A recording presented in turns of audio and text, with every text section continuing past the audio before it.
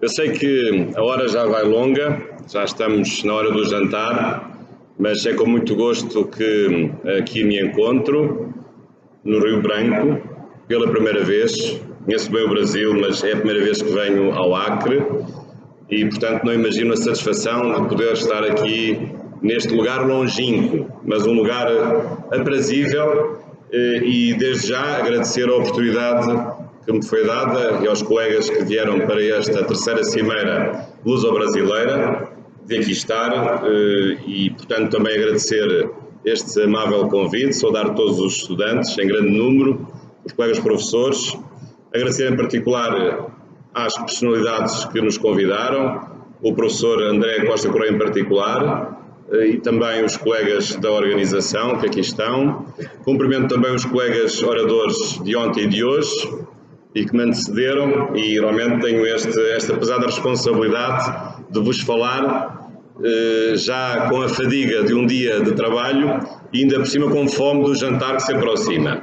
Mas não vos vou amassar muito e tentarei fazer uma reflexão sobre o tema que vos proponho: direitos fundamentais, pós-contemporaneidade e globalização.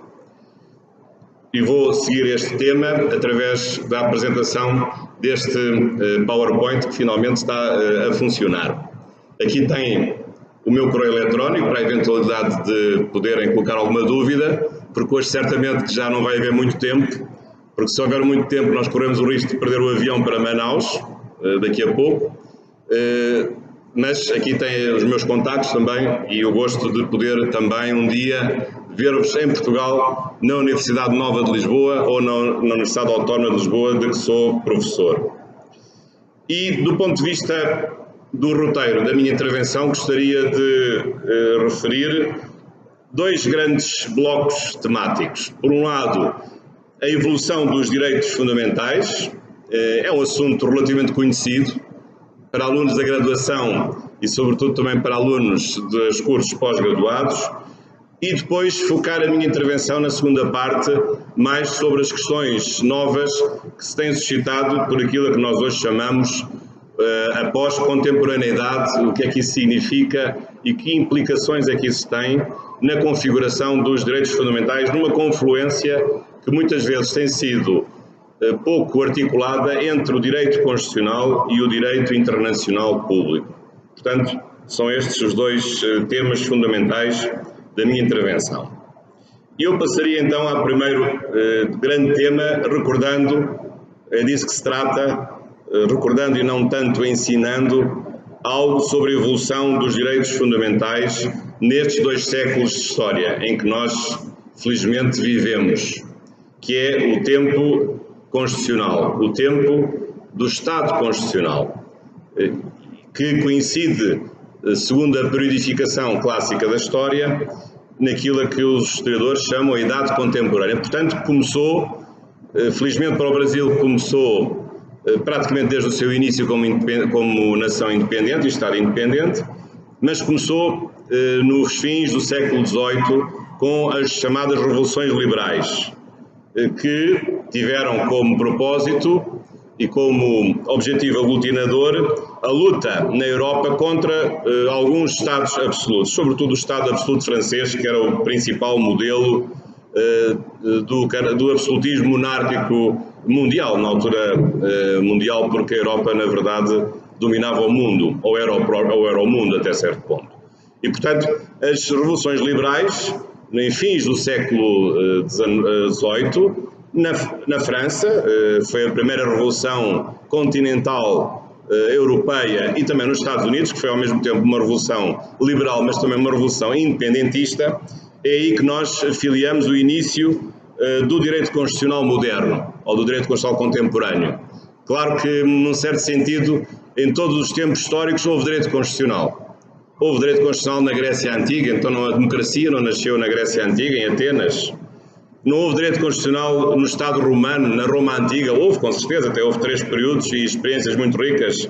O período monárquico, o período republicano, o período do dominato, ou até outras experiências constitucionais da própria Idade Média. Mas, na verdade, aquilo que nós hoje chamamos de direito constitucional e, sobretudo, aquilo a que nós hoje chamamos Constituição, tem a sua origem neste tempo constitucional, nestes 200 anos. Como veem, não é uma coisa muito antiga, mas foi muito importante, porque a partir do fenómeno constitucional e das revoluções liberais, podemos mudar por completo a organização política e a organização social e a organização económica, que em grande medida nós hoje temos, embora em alguns aspectos, evidentemente, amadurecida e aperfeiçoada. Mas podemos dizer que nestes 2 séculos a idade contemporânea é também uma idade constitucional, a idade em que os Estados se dotaram de constituições que têm em comum, não apenas o nome, mas um conjunto de características que tornam precisamente o fenómeno constitucional como um fenómeno universal. Mais do que isso, ter uma Constituição é ser fiel a um movimento político, um movimento filosófico, um movimento jurídico, que é o constitucionalismo. Às vezes as pessoas não percebem bem o que é o constitucionalismo.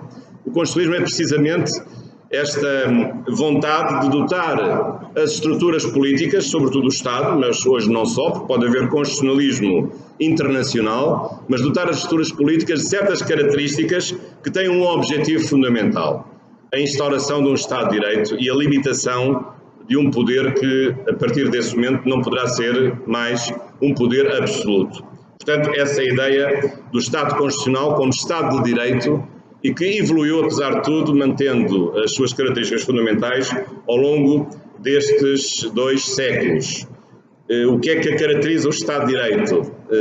Podemos referir várias características: a separação dos poderes, a proclamação de direitos fundamentais, o controle desses mesmos poderes, o governo representativo, a ideia de democracia, que foi também evoluindo e que foi também se foi aperfeiçoando. Portanto, várias coisas importantes que o Estado de Direito Constitucional trouxe nestes últimos 2 séculos, e num movimento que irradiou progressivamente por todos os países, não apenas na Europa e nos Estados Unidos, mas depois se propagaria a todos os confins do mundo.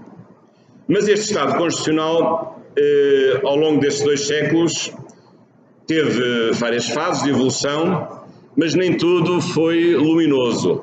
Houve sombras nesta evolução de 2 séculos do Estado Constitucional.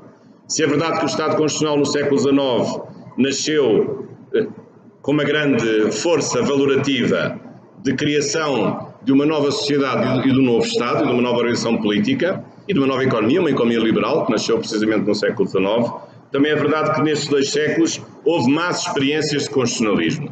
Houve Estados que também tinham constituições, mas eram constituições falsas, fraudulentas, que traíram o espírito inerente ao constitucionalismo. Portanto, de constituições esses países só tinham realmente o nome, porque essas constituições não eram protagonistas dos valores que nós hoje consideramos, e desde o século XIX e século XVIII consideramos, ser os valores próprios e adequados do movimento e do ideal constitucionalista: a consagração de direitos fundamentais, a separação dos poderes, a existência de um governo democrático representativo e até a separação do Estado do fenómeno religioso. Várias características muito importantes desse Estado de Direito e da ideia de Constituição material, precisamente a ideia de que uma Constituição só o é se tiver um certo conteúdo necessário, axiologicamente vinculativo, de acordo com um conjunto de princípios que são supremamente reconhecidos. Ou também uma Constituição como um texto escrito que tem uma validade superior às outras leis e que também por isso mesmo tem uma função criadora da própria ordem jurídica e sistematizadora da própria ordem jurídica. Mas a evolução é uma evolução que todos conhecem: primeiro Estado liberal, século XIX, uma economia de mercado, direitos civis e políticos, uma separação rígida dos poderes, uma democracia reduzida, com sufrágio ainda não universal, sufrágio censitário, sufrágio capacitário e, portanto, ainda uma democracia in status nascendi, que não tinha atingido a plenitude, o que só aconteceria, aliás, no século XX e até em muitos países muito tarde no século XX. Claro, também tivemos na Europa e aqui na América Latina, infelizmente, o fenómeno se prolongou. Também tivemos aquilo que eu diria não constituições ou não constitucionalismos, os fascismos, sobretudo entre as duas guerras mundiais, a Itália, a Alemanha, a Espanha e Portugal, que se prolongaram depois da Segunda Guerra Mundial, aliás, no caso da Espanha até que se instalou precisamente depois da Segunda Guerra Mundial, ou nesse momento, e também já agora o chamado constitucionalismo comunista, que também não tinha nada de constitucional, porque a visão soviética, sobretudo, e comunista dos direitos fundamentais ou da organização do poder não era evidentemente, como hoje julgo que está comprovado sem qualquer dúvida, não era propriamente uma construção de um Estado de Direito democrático. No que respeita aos direitos fundamentais, porque esse é o meu foco específico nesta intervenção. Nestes 2 séculos, os direitos fundamentais também evoluíram, ou aqueles que foram proclamados na Declaração de Direitos da Virgínia de 1776, ou em 26 de agosto de 1789 na França, a Declaração dos Direitos do Homem e do Cidadão, esses direitos são aqueles que temos hoje, ou alguma coisa mudou desde o fim do século XVIII até hoje, início do século XXI? Sim, muita coisa mudou. Aliás, a professora Ana Mel referiu-se a muitas dessas mudanças. E podemos encontrar essas mudanças, ou podemos explicar essas mudanças utilizando uma expressão curiosa das gerações de direitos, várias levas de direitos.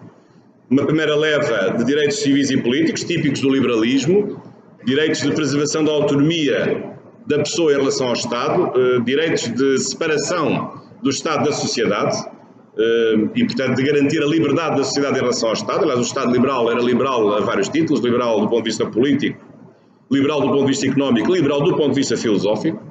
Há 3 visões ou 3 acessões de liberalismo e, portanto, esse foi o tom dominante do século XIX. Depois, no século XX, passámos a uma fase diferente da construção do chamado Estado Social, ou Estado Democrático e Social de Direito. Primeiro, em grande medida, incentivado pela chamada questão social, que nas sociedades mais industrializadas, nos Estados Unidos da América e no Reino Unido e na França, determinaria e provocaria muitas convulsões sociais, a ausência de direitos dos trabalhadores, um novo grupo social que estava a nascer com a industrialização, precisamente o operariado e o aparecimento das grandes indústrias, das grandes cidades, e, portanto, a chamada questão social, que foi muito importante no século XIX e que motivou muitas respostas doutrinárias. Uma delas foi precisamente a resposta do socialismo científico, ou uma resposta doutrinária da doutrina social da Igreja, precisamente em relação a esse problema. Mas isso foi a antecâmara da criação de um Estado Social de Direito, que só mais tarde seria confirmado, ainda que antecipado, em 2 importantes constituições, a mexicana de 1917 e a alemã de Weimar de 1919, sobretudo na Europa, a seguir à Segunda Guerra Mundial, depois da estabilização europeia e depois de vencidos os Estados fascistas na Segunda Guerra Mundial. E, portanto, temos uma segunda geração de direitos económicos e sociais e culturais. Direito à saúde, direito à educação, direito à segurança social, direito à cultura, direito à habitação. Portanto, um conjunto de direitos que fazem mostrar que a proteção da pessoa não é apenas uma proteção de defesa, uma proteção defensiva, mas é uma proteção prestadora. O Estado deve assumir um protagonismo de prestação de serviços sociais às populações e não ser um Estado evasivo da sociedade, um Estado que não intervém na sociedade, um Estado guarda noturno, como se costumava dizer em relação ao Estado liberal, ou um Estado mínimo, mas um Estado que intervém na economia, interfere e presta serviços públicos e interfere na atividade económica, ora como regulador, ora como prestador de certo tipo de serviços e produção de certo tipo de bens à própria comunidade, sobretudo os bens que se explicam numa lógica de falha do mercado. Depois, mais recentemente, a partir dos anos 60, os anos 70, surgem novas gerações de direitos. Elas já são tantas que eu fiquei pela 4ª, mas é capaz de já haver uma 6ª geração de direitos. Mas são múltiplos direitos novos que surgem para corresponder a necessidades novas. Já não se trata propriamente de mudar a configuração do Estado, mas de reconhecer nas Constituições direitos fundamentais para acudir a necessidades específicas. A principal, nos anos 60, foi a questão ambiental. Hoje o direito ambiental é inequívoco, não é nenhum programa nem de esquerda nem de direita, mas é de qualquer governo. Hoje não há governo que não tenha um programa e uma política de defesa do ambiente, mas novos direitos, direitos perante o uso da informática, hoje isso é necessário, ou também direitos em matéria de privacidade, contra a clonagem, contra os fenómenos da bioética que hoje de facto são assustadores, na medida em que pode haver clonagem humana, embora não se saiba ainda ninguém que tenha sido produto da clonagem humana, e outras coisas que têm surgido, como também mais recentemente novos direitos, direitos das minorias, é um tema hoje na moda, ou também o direito à paz, devido a uma especial conjuntura internacional e nacional de insegurança que infelizmente nós estamos a viver. Portanto, há novas gerações de direitos que neste momento estão em cima da mesa e que têm sido reconhecidos, sobre os quais há, de facto, múltiplas visões. Agora passaria à segunda parte da minha intervenção. Se chegarmos até aqui, com várias gerações de direitos e com um Estado que é mais ou menos reconhecido como um Estado social, ou tem sido reconhecido como um Estado social, o welfare state, a verdade é que nos dias de hoje, essa resposta, a resposta tradicional do Estado social, o welfare state, é uma resposta insatisfatória. Porque, sobretudo, nas últimas décadas do século XX, eu diria nas duas últimas décadas, ou na última década, muita coisa mudou, em muitos sentidos. E essas mudanças são de tal ordem importantes que fazem com que os autores considerem que nós estamos a entrar num momento da chamada pós-contemporaneidade, ou aquilo a que se tem chamado o Estado pós-contemporâneo.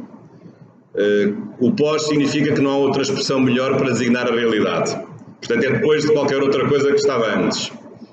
Mas, na verdade, é uma expressão que tem feito o seu caminho, a ideia do Estado pós-contemporâneo.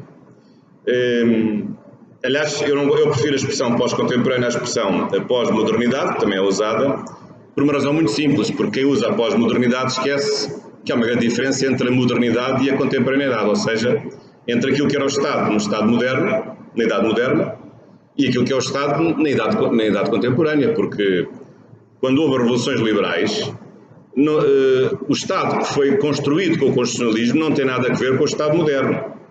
E, portanto, quando nós falamos em pós-modernidade, metemos tudo no mesmo saco, ou seja, quer o período da Idade Moderna, quer o período da Idade Contemporânea. E esquecemos pelo caminho uma coisa tão simples, digo isto com a ironia, mas tão radical como foi precisamente a Revolução Constitucionalista. E, portanto, do que se trata é da pós-contemporaneidade, não é da pós-modernidade, porque essa foi cortada, embora haja laços com esse período histórico, porque foi o período do crescimento e da consolidação do Estado como instituição, mas o Estado contemporâneo se herdou do Estado moderno a institucionalização do poder, muitas coisas mudou, desde logo a separação dos poderes, desde logo a implantação das repúblicas. No Estado moderno não havia repúblicas, só havia monarquias. No Estado contemporâneo, hoje é dominado por repúblicas. O Estado contemporâneo é um Estado de separação dos poderes. O Estado moderno não tinha separação dos poderes. Tinha, pelo contrário, concentração de poderes. Portanto, julgo que seja mais apropriado falar em Estado pós-contemporâneo do que propriamente em Estado pós-moderno. Mas essa expressão também existe. Mas qual é o contexto em que hoje estas discussões aparecem? É um contexto realmente complexo. Porquê? Porque é um contexto em que nós deixámos de ter as certezas que tínhamos de antes. Passámos a um período de incerteza absoluta em relação a muitas coisas. A incerteza da ciência, que já não nos dá respostas firmes, basta ver a evolução, sobretudo da física, para perceber como as coisas se tornaram incertas, ou da própria astronomia, mas sobretudo a ausência de uma explicação racional e global do conhecimento, portanto a dificuldade de uma epistemologia sério do próprio conhecimento, e depois um conjunto de recentes fenómenos que têm abalado a coerência e a estabilidade desse Estado social de direito que muitos consideravam eterno e perfeito, mas que na verdade não é, e vários fatores têm vindo precisamente a justificar essa mudança de perspectiva e procurar o que é isso do Estado pós-contemporâneo. Eu alinhei aqui algumas ideias, precisamente para construir o conceito de Estado pós-contemporâneo, embora não sejam as únicas que podem construir esse conceito de Estado pós-contemporâneo. Vamos ver alguns desses elementos. O primeiro deles é a destruição de um paradigma de uniformidade da justiça, ou da ideia de uma justiça material absoluta e total, e perene e imutável. E, portanto, todos nos recordamos, quando estudamos filosofia do direito, a ideia do direito natural, de um direito inerente à natureza humana, mas isso, num mundo global, num mundo plural, em que todos querem ter o seu direito e todos querem ver reconhecidas as suas diferenças, essa ideia é muito difícil de construir. E nós somos confrontados com, hoje, visões muito diferentes em relação à proteção dos direitos, sobretudo no âmbito internacional. Se é verdade que há uma visão universalista da natureza humana, e que o homem e a mulher, por serem humanos, carecem e precisam, e temos de reconhecer os mesmos direitos em qualquer lugar e em qualquer estado de desenvolvimento das sociedades em que se insiram, também não é menos verdade que em muitas paragens nós acabamos por impor uma visão unitária ou unilateral de direitos humanos e temos que reconhecer a autonomia cultural de muitas comunidades e não impor uma visão que muitas vezes é a visão ocidental desses mesmos direitos humanos. Isso tem sido muito trabalhado pelas concepções do multiculturalismo, ou mais do que isso, do chamado interculturalismo. E, portanto, não evidentemente separando as comunidades que tenham diferenças étnico-religiosas ou linguísticas, como acontecia nos Estados Unidos, equal but separate, portanto, eram iguais mas separados, mas uma ideia diferente, uma ideia de inclusão, mas não uma inclusão para a homogeneização desses mesmos grupos, uma inclusão mantendo a autonomia cultural e a identidade cultural, sobretudo dos grupos minoritários. Portanto, havendo uma interação entre esses grupos maioritários e grupos minoritários, com as suas diferenças étnico-linguísticas, religiosas e de natureza cultural. Mas esse é um ponto muito importante, é um ponto sobretudo que em África tem sido muito estudado, aqui nos Estados Unidos, nos Estados da América e em particular no Brasil também tem sido, com hoje o reconhecimento dos direitos dos povos indígenas, e aqui no Acre haverá alguns, na Amazónia ainda haverá mais, certamente, e portanto é a ideia do reconhecimento da autonomia cultural dos povos e das nações, sobretudo das nações minoritárias. Claro que isto levanta-me um problema de fundo, que é afinal o que é o direito justo, porque aquilo que está certo numa região pode estar errado noutra região. Aquilo que está certo num tempo histórico acaba por não estar certo noutro tempo histórico. E temos exemplos concretos disso. Por exemplo, o casamento poligâmico no mundo islâmico e o casamento monogâmico no mundo ocidental, por exemplo. Ou a superioridade do homem ou da mulher em certas comunidades tribais africanas em relação a uma visão que todos partilhamos maioritariamente da igualdade entre homem e mulher. Portanto, há uma série de questões que estão em cima da mesa e, portanto, não estão resolvidas e devem ser resolvidas num contexto de diálogo intercultural. E, portanto, a questão do direito justo é uma questão complexa. Tem-se falado muito hoje na dignidade da pessoa humana, no sentido de proteger os valores inerentes à da pessoa humana num contexto histórico concreto, portanto, sem impor uma visão religiosa ou uma visão moral objetiva ou estática no tempo, mas reconhecendo em cada circunstância as necessidades concretas de cada pessoa humana e, portanto, lutar por essas necessidades. E, portanto, uma visão historicista e não desfasada da realidade, não abstrata da própria pessoa humana. Enfim, é uma questão que é uma das questões complexas neste mundo hoje pós-contemporâneo. Outra questão que eu também gostaria de referir, e o Brasil tem vivido isso até, eu diria, à exaustão, são os problemas que as nossas democracias têm vindo a enfrentar. Todos temos a ideia de que as nossas democracias estão a ficar cansadas. São éguas cansadas. A prática política não corresponde aos desejos dos cidadãos. Os cidadãos não se revêem nos políticos. Eles parece que não conhecem a realidade dos nossos países, não governam para nós. governam para alguém ou numa realidade virtual que lá existe no Parlamento de cada país e não tomam decisões que tenham que ver com a nossa realidade. Portanto, há um desgaste, uma erosão manifesta dos tradicionais mecanismos da democracia política. Isso não é de agora, não é um problema de agora, mas é um problema que agora se tem acentuado, visto que hoje há novas possibilidades de intervenção dos cidadãos através das redes sociais e através de uma globalização que nos permite ver tudo de qualquer lugar no minuto seguinte. E, portanto, isso tem feito refletir muitos autores sobre a necessidade de reformas políticas e de oxigenar, digamos assim, a própria democracia e de fazer essas reformas. Não está em causa o modelo democrático na sua essência, porque não há outra melhor forma de governar que não seja a democracia. Ninguém está a advogar o regresso às ditaduras, embora porventura às vezes alguns candidatos presidenciais possam falar disso, mas não é disso que se trata. Trata-se de aperfeiçoar a democracia que existe. E essa democracia, que é uma democracia que tem as suas raízes do século XIX, tem a sua base chamada democracia representativa, que se traduz no facto do cidadão poder eleger os seus representantes, os seus deputados, os seus governantes, num ato eleitoral, que é muito importante, que acontece periodicamente, mas no dia seguinte às eleições a democracia não acabou. A democracia continua numa outra forma, numa outra veste, na forma da democracia participativa. E, portanto, ao lado de uma democracia eleitoral e representativa, ou entre os atos eleitorais, ou durante o exercício do mandato dos governantes, que foram escolhidos livremente pelo povo, com a maior ou menor intervenção dos partidos políticos, devem os cidadãos ter uma intervenção ativa na criação da opinião pública, que não coincide evidentemente com a chamada opinião publicada. A opinião pública é diferente da opinião publicada, ou da opinião da TV ou de certos jornais. A opinião pública é uma coisa mais sofisticada.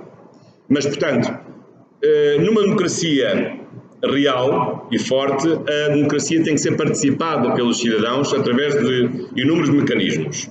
Claro que os partidos políticos continuam ainda a ser um veículo, embora cada vez com menos exclusivo, da intervenção e da ação política, porque cada vez há mais fenómenos de candidaturas independentes ou também de reforma que se impõe dentro dos partidos políticos, que muitas vezes não são democráticos, e há necessidade de impor reformas internas nos partidos para os tornarem mais transparentes e mais democráticos, mas sobretudo questões que têm que ver com a regulação da intervenção da comunicação social, que muitas vezes faz o jeito a certos partidos políticos e a certos interesses, com obscuridade e sem transparência, ou também reforçar os mecanismos de controle social dos cidadãos, através do exercício ativo de vários direitos que eles têm. Não do direito de votar, porque esse corresponde ao direito clássico da democracia representativa, mas aos direitos de reunião, de manifestação, de petição, de liberdade de expressão, liberdade de informação. Portanto, são esses os direitos fundamentais de uma democracia participativa. Todos reconhecemos o mal, ou o que é que está errado. Também, claro que há um problema hoje da falência das ideologias políticas. Não há grandes alternativas para a felicidade humana na Terra. Cada vez nos aproximamos mais das mesmas soluções. Os programas eleitorais cada vez são mais iguais uns aos outros, mas ainda assim não está em causa o pluralismo partidário ou o pluralismo da opinião política. Mas isso torna mais difícil uma discussão e uma alternativa entre os diversos intervenientes e os candidatos e os programas eleitorais que possam ser apresentados. Mas este é um tema que está em cima da mesa, têm sido tentadas várias reformas em vários países, nos métodos eleitorais, em Portugal esse assunto também tem sido discutido, tem-se falado muito no chamado voto preferencial, a possibilidade de o cidadão poder mudar a ordem da sequência da lista dos deputados que são apresentados por um partido político. Aqui também no Brasil há várias questões que têm que ver com o número de partidos políticos, com a sua fluidez ou ausência até de ideologia, que torna os partidos muito fungíveis entre si, os candidatos que muitas vezes mudam de partido com muita facilidade e, portanto, tudo isso são questões que têm que estar em cima da mesa e o Brasil precisa, de facto, dessa reforma política. Tem discutido, mas ela ainda não foi feita. Um outro aspecto desta pós-contemporaneidade, já agora, tem a ver agora com a globalização. E aqui quero referir essencialmente dois aspectos. A globalização hoje também é um fenómeno recente, século XX, anos 90, grande medida por força do fim da Guerra Fria. O mundo deixou de estar dividido em blocos, o mundo passou a ser global, e esta globalização, claro que não é uma globalização irreversível, a meu ver é uma globalização irreversível, e é uma globalização a todos os títulos, cultural, política, económica, a mobilidade das pessoas, também evidentemente apoiada por novas tecnologias que nos permitem conhecer o mundo instantaneamente, e também uma globalização que atinge o nível da construção de um direito global, de um direito comum a toda a humanidade.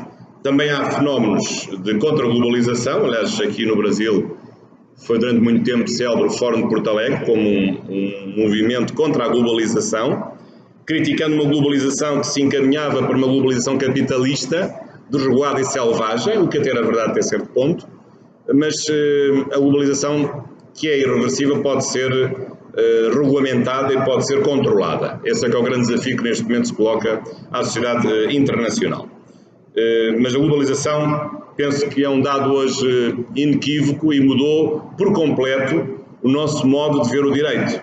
Já não podemos ver o direito de uma forma nacional, mas só podemos ver o direito de uma forma global. E não é só o direito internacional público, porque esse era o mais global de todos os direitos, mas mesmo de qualquer outro ramo do direito, seja direito público, seja direito privado, só pode ser hoje visto numa perspectiva global.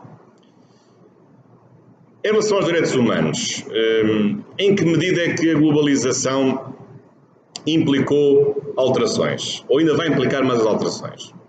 Os direitos humanos não foram criados com a globalização, com esta globalização dos anos 90 do século XX. Este ano comemoramos os 70 anos da Declaração Universal dos Direitos Humanos. E desde então até hoje têm realmente sido muito importantes os avanços que o direito internacional tem encontrado na consagração dos direitos humanos.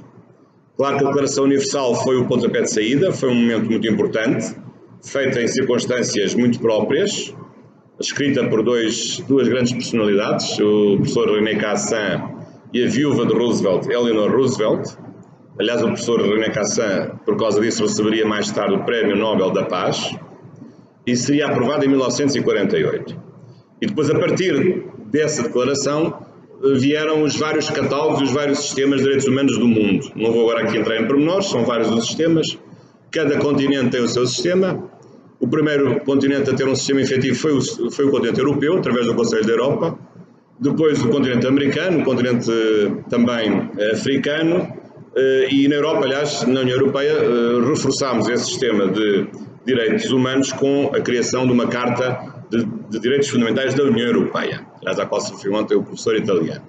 E, portanto, temos hoje na Europa comunitária, que coincide nos seus países com uma parte dos Estados-membros do Conselho da Europa, temos até dois sistemas de proteção de direitos humanos. Mas a Europa, já agora, como europeu, não me leve a mal, tivemos realmente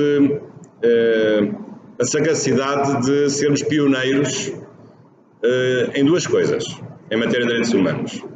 Pioneiros na criação de um Tribunal de Proteção de Direitos Humanos, porque a Convenção Europeia dos Direitos do Homem nasceu logo com um tribunal, embora na altura os processos fossem filtrados por um organismo administrativo prévio a chegar ao tribunal, que era a Comissão Europeia dos Direitos Humanos, que entretanto se extinguiu com a aprovação do protocolo número 11. E, por outro lado, o sistema europeu do Conselho da Europa, da Convenção Europeia, foi o primeiro a consagrar uma queixa individual, a possibilidade dos cidadãos poderem queixar do seu próprio Estado que estivesse a violar os seus próprios direitos. Porque, como imagina, os Estados dificilmente aceitam queixas individuais contra si próprios dos seus cidadãos. Muitas vezes isso só era possível através ou da proteção diplomática ou de outros Estados que fossem queixar-se de um Estado vizinho que estivesse a violar direitos humanos. Mas o sistema da queixa individual foi realmente criado pela primeira vez no Conselho da Europa, assim como a possibilidade de haver um tribunal de direitos humanos, que aliás mais tarde viria a evoluir e hoje tem uma força muito superior àquela que tinha até o protocolo 11, porque até essa altura as suas decisões tinham que ficar, a execução das decisões do Tribunal Europeu dos Direitos do Homem ficava dependente de uma decisão política do Comitê de Ministros do Conselho da Europa. Depois do protocolo 11, a independência do Tribunal é completa também em matéria de execução, através da imposição de uma indenização civil das violações dos direitos humanos. E, portanto, isto significa que nestes 70 anos, sobretudo nas últimas 3 décadas, os direitos humanos foram também sensíveis à globalização. Sensíveis em que aspecto? Novos direitos que foram trazidos. Se há setor mais dinâmico na multiplicação dos tipos de direitos fundamentais, eu diria direitos fundamentais até muito progressistas, é a matéria dos direitos humanos, quer seja através das Nações Unidas, quer através dos sistemas europeu, africano ou americano. Basta ler os catálogos, não só das cartas principais, como depois de muitas convenções específicas, para ver como isso é verdade. Convenções sobre o Estatuto da Mulher, a proteção de certos grupos mais vulneráveis, os refugiados, os imigrantes, outro tipo de convenções realmente de grande diversidade e que da criança, do deficiente mental, várias convenções muito importantes em várias áreas específicas que foram de facto em grande medida antecipadas pelo movimento europeu e o movimento das Nações Unidas em matéria de direitos humanos. E reparem que os direitos humanos aqui tiveram uma grande vantagem, que foi a sua superioridade em relação aos Estados e também o facto de muitas vezes esses direitos humanos serem verdadeiramente universais em relação aos Estados. Porque é que se valoriza a proteção internacional dos direitos humanos? Porque em muitos países havia constituições, mas não havia direitos humanos reconhecidos. Ou se eles estavam reconhecidos nas suas constituições, nós dizemos direitos fundamentais quando estão nas constituições, esses direitos fundamentais não eram aplicados, eram apenas letra morta ou letra bonita no papel da Constituição, mas não tinham qualquer efetividade. E, portanto, submeter esses países a um sistema internacional independente dos países, acima desses países, que têm a capacidade para impor a efetividade desses direitos, isso foi um salto gigantesco na operacionalidade e na verdade que esses direitos humanos passaram a ter. Aliás, isso até acaba por se repercutir nas próprias constituições dos países. Aliás, o exemplo de Portugal e do Brasil é esse aspecto magnífico. Porque quer em Portugal, quer no Brasil, em Portugal através do artigo 16, na Constituição Portuguesa, ou no Brasil através do artigo 5º, parágrafo 2º, se não estou em erro, reconhece diretamente a importância ou dos tratados de direitos humanos ou da própria Declaração Universal dos Direitos Humanos como um modelo inspirador e que pode completar, que pode melhor interpretar os próprios catálogos nacionais sobre direitos humanos, neste caso sobre direitos fundamentais. Isso tem sido objeto de muitos estudos, é uma matéria que eu conheço bem porque a minha tese de mestrado foi precisamente sobre esta matéria da importância da Declaração Universal dos Direitos Humanos como fonte de direitos fundamentais no direito constitucional português e, portanto, como estamos em tempo de comemoração da Declaração Universal, 70 anos, não é nada demais recordar essa importância. Aliás, isso também se veio a verificar-se noutros países de língua portuguesa. Mas a globalização também pode ser vista de outra forma. Se a globalização determinou a expansão dos direitos humanos a muitos países e trouxe realmente novos direitos em várias fases, em várias levas também não é menos verdade que a globalização também vem interferir com os próprios direitos fundamentais dentro de cada Estado, dentro de cada Constituição. Aliás, hoje até se fala, no âmbito do direito internacional, na chamada constitucionalização do direito internacional. Não sei se já ouviram falar, tem-se falado muito disto. A constitucionalização do direito internacional. O que é que significa? Significa que também o direito internacional deve ser sensível às estruturas que o Estado Constitucional trouxe, que foram benéficas para combater o arbítrio do Estado absoluto até o século XVIII. E, portanto, hoje a comunidade internacional, que tem mais poder do que tinha no século XIX ou que tinha no século XX, precisa de instrumentos que possam garantir uma maior efetividade no combate ao absolutismo do poder das organizações internacionais. E, portanto, já se fala hoje, no âmbito internacional, da separação dos poderes ou no controle judicial das decisões de certas organizações internacionais. Portanto, isso é um dado novo, a isso nós chamamos constitucionalização dos próprios direitos humanos. E, portanto, isso significa também que Alguns direitos humanos anteciparam os direitos fundamentais, sim, é verdade, e até muitas vezes os direitos humanos entram na ordem constitucional mais facilmente através de uma convenção do que através de uma alteração de uma emenda constitucional, que muitas vezes pressupõe compromissos político-partidários árduos, difíceis, espinhosos de encontrar, mas também é verdade que o direito constitucional tem aqui ainda um papel a desempenhar no próprio direito internacional, através da exportação, digamos assim, dos instrumentos de proteção dos direitos humanos, através de vários mecanismos que permitam consolidar na ordem internacional aquilo que já se sabia antes da ordem interna, em que a luta de 2 séculos foi precisamente a luta de muitas vezes as constituições se garantirem contra a rebeldia quer do poder administrativo ou o descaramento do poder legislativo que não quisesse respeitar os próprios direitos fundamentais consagrados nas constituições. E portanto todos os institutos que nós sabemos em direitos fundamentais, as restrições, o caráter restritivo das restrições, a excepcionalidade da suspensão dos direitos, o princípio da universalidade ou da proporcionalidade ou da igualdade são instrumentos importantíssimos para, na dogmática dos direitos fundamentais, para também aplicar nos direitos humanos a fim de eles serem efetivamente consagrados. E mais do que isso, o direito constitucional pode ajudar os direitos humanos ao nível internacional através de construções recentes que são precisamente as construções que levam à punição criminal da violação dos direitos humanos. Aí temos o Tribunal Penal Internacional, ainda com as suas vicissitudes, mas é um tribunal, no fundo é um tribunal de direitos humanos, podemos achar que não é, mas é, porque é um tribunal que defende os direitos humanos mais importantes através de quê? Através da punição criminal daqueles que violam os direitos fundamentais ou direitos humanos mais elementares. Se há um homicídio, qual é o direito humano que é violado? O direito à vida. Se há uma violação, qual é o direito humano que é violado? O direito à autodeterminação sexual. Se há uma mutilação, se há uma tortura, qual é o direito humano que é violado? O direito à integridade pessoal. E, portanto, um Tribunal Penal Internacional é também um tribunal de direitos humanos, de uma forma indireta. Também, mas pode haver outros mecanismos, aliás, tem havido uma multiplicação de tribunais internacionais em matéria de direitos humanos, embora a via tradicional seja a da aplicação de sanções civis, de indemnizações àqueles que sejam vítimas de violação de direitos humanos por parte dos Estados. Mas, portanto, este é o panorama geral num dos aspectos que eu queria aqui focar, e já estou a aproximar-me do fim, para não morrermos de fome.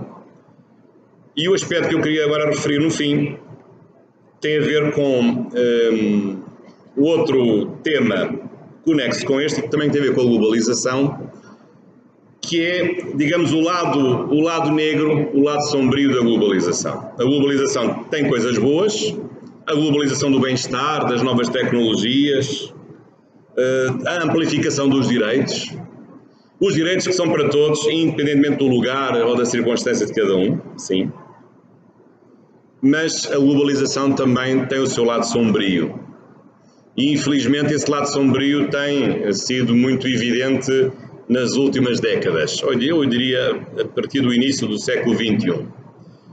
E já sabem a que é que me estou a referir. Em particular, o novo fenómeno do terrorismo jihadista, radical, de base civilizacional. Embora na Europa já estamos habituados ao terrorismo porque ele já existiu, tem existido desde o século XIX, em várias acessões. Terrorismo anarquista, terrorismo ideológico, terrorismo nacionalista, mas este de facto é diferente dos outros.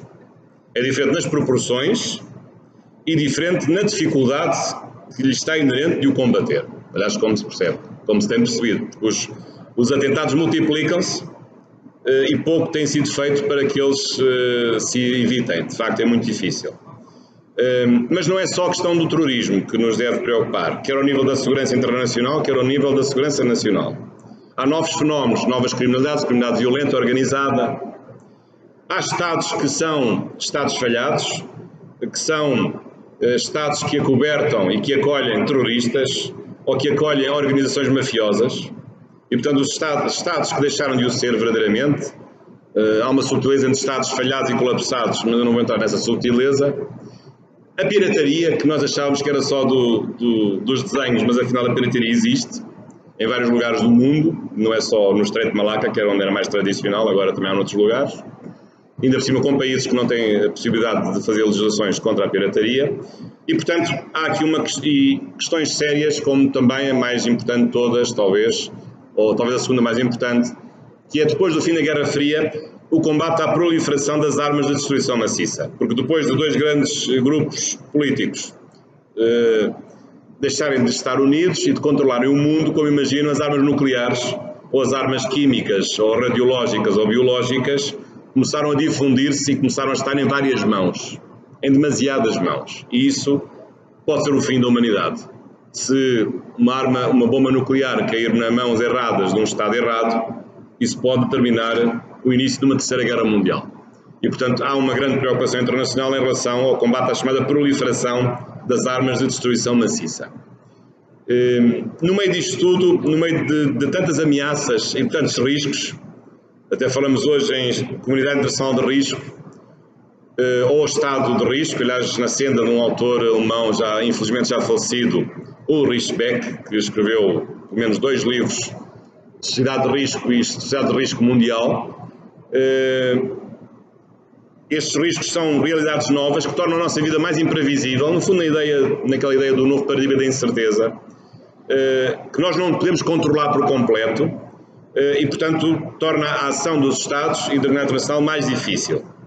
Tem havido muitos estudos sobre isto, fala-se muito hoje na segurança humana, como um novo conceito de proteção da pessoa. A segurança das pessoas já não é apenas uma segurança política ou militar, mas é uma segurança da pessoa na sua completude, em todas as suas dimensões, não apenas na sua dimensão política, mas também na sua dimensão económica, na sua dimensão ambiental, etc. Portanto, hoje a ideia da segurança humana é muito importante, como é também importante, e estamos agora a discutir isto, ou a redescobrir os fundamentos do Estado, estamos a discutir o quê? O direito à segurança. Tema muito importante, infelizmente, também no Brasil. Nós não temos só o direito à liberdade, temos também o direito à segurança. E temos o direito que o Estado nos dê segurança. E o Estado tem o dever de proteger os cidadãos. Segurança como proteção. Temos direito a ser protegidos. Temos direito a que nos protejam. E o Estado, com o nosso dinheiro, a sua principal obrigação é que não deixe que os cidadãos morram assassinados, mas, pelo contrário, lhes dê condições de vida e de sobrevivência e que os deixe viver em segurança e que crie estruturas que sejam eficazes para manter a segurança dos cidadãos. Portanto, hoje está na ordem do dia o direito à segurança, até como direito social, como o direito à moradia, como o direito à saúde, como o direito ao trabalho, como o direito à educação, também o direito à segurança. É hoje uma das áreas mais recentes de estudo em vários países. Claro que o direito à segurança, para ser levado a cabo e para aumentarmos a segurança nacional como dever do Estado, isto implica restrições de outros direitos. Nós hoje não temos a mesma privacidade que tínhamos antes. Não podemos ter. Não podemos ter tudo. E isto não se resolve num passe de mágica. Não é só por dizer alguma coisa na Constituição que isso passa a acontecer. Há pouco, em conversa com os meus colegas, estávamos a falar do direito à felicidade. É muito fácil termos o direito à felicidade, basta escrevermos o direito à felicidade numa Constituição. E passamos a ter felicidade automaticamente por escrevermos esse direito na Constituição? Não. Aliás, eu recordo-me, isto é a mesma coisa nas moedas, eu recordo-me na Argentina, tinha na Constituição em 2002 que o peso argentino tinha o mesmo valor do dólar. Sabem o que aconteceu em 2002? A Argentina foi à falência. Mas dizia lá na Constituição argentina que o peso tem a mesma cotação do dólar. E acham que a economia real respeitou a Constituição argentina? A economia real foi inconstitucional em relação à Constituição da Argentina e depois? E o que é que aconteceu? Qual foi a realidade? Foi da falência da Argentina. Não valeu de nada ter escrito na Constituição da Argentina que o peso era igual ao dólar. Não valeu de nada. Portanto, não são através desse tipo de medidas que nós conseguimos assegurar a efetividade das coisas. Elas têm que ser asseguradas com condições reais. Claro que aqui a questão que se coloca é, mas qual é o papel do direito? E com isto termino. Já me estou a alongar. Qual é o papel do direito? Então quer dizer que o direito não serve para nada? Isto é, nós só temos os direitos fundamentais que a economia propiciar? O direito não pode conduzir a economia para um certo rumo? Ficamos na discricionalidade dos políticos? Não. as normas de uma Constituição são muito importantes para a ação política porque elas estabelecem níveis e prioridades de atuação.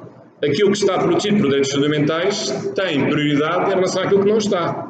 E, portanto, se há um dinheiro público a alocar às políticas públicas, esse dinheiro primeiro tem que estar naquilo que visa satisfazer os direitos fundamentais e depois vêm as outras coisas. Claro que muitas vezes isto passa pela arte de governar. E a arte de governar sem falências e sem insolvências. Mas, na verdade, a Constituição tem um papel de redistribuição e de estabelecimento de prioridades em relação às políticas públicas e ao modo de satisfação desses mesmos direitos fundamentais. Mas não posso dizer muito mais do que isso. O direito constitucional e a Constituição têm uma força, é uma força motriz da sociedade, deve manter essa força, esse papel motriz da sociedade, mas evidentemente que o direito é um sistema que tem que funcionar em diálogo com outros sistemas e sem uma economia saudável não pode haver na prática a satisfação desses mesmos direitos. E muitas vezes, às vezes, falta-nos uma visão do chamado constitucionalismo económico, ou uma visão económica da Constituição, porque ter direitos também custa dinheiro. E há opções de ter este ou não ter aquele direito, que são opções que custam mais ou custam menos do ponto de vista económico. Mas isto para terminar, a segurança hoje é um tema que está na ordem do dia e certamente que saberão que tem havido uma preocupação com múltiplas restrições aos nossos direitos. Já vos tinha falado do direito à privacidade. Há uma tendência para aumentar as penas ou para aumentar a incriminação de certas práticas terroristas, os atos preparatórios, por exemplo, que normalmente não são punidos.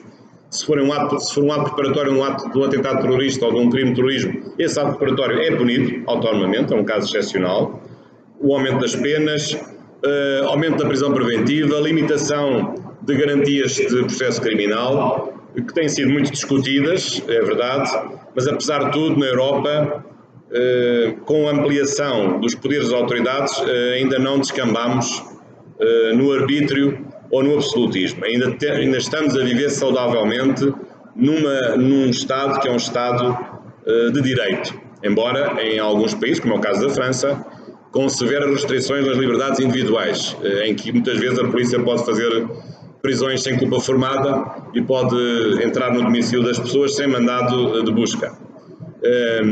Mas é o preço a pagar por uma nova circunstância internacional e nacional de insegurança, que preço que também os brasileiros têm vindo a pagar, embora por razões diferentes no caso da intervenção federal no estado do Rio de Janeiro. Mas é uma questão complexa porque, sobretudo, o terrorismo não se pode combater com o aumento das penas. Ou alguns advogam o regresso da pena de morte ou da prisão perpétua. Mas um suicida terrorista não está muito preocupado com a possibilidade de ser condenado à morte, porque ele quer morrer.